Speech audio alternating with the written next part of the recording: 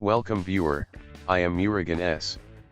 This video tutorial describes, fix format the disk in drive before you can use it.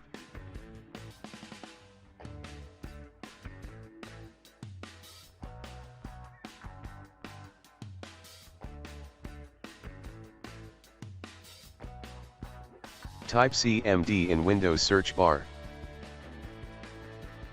Right-click Run as administrator. Type chkdsk, /f/x/r, =.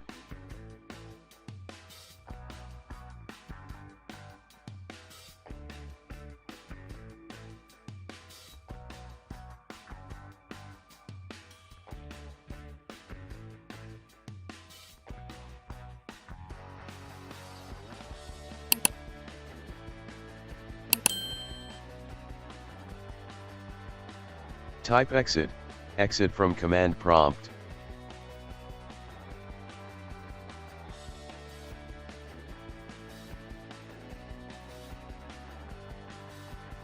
I hope this video tutorial helps to you. Please like, share and don't forget to subscribe my channel. Thank you very much. See you next video.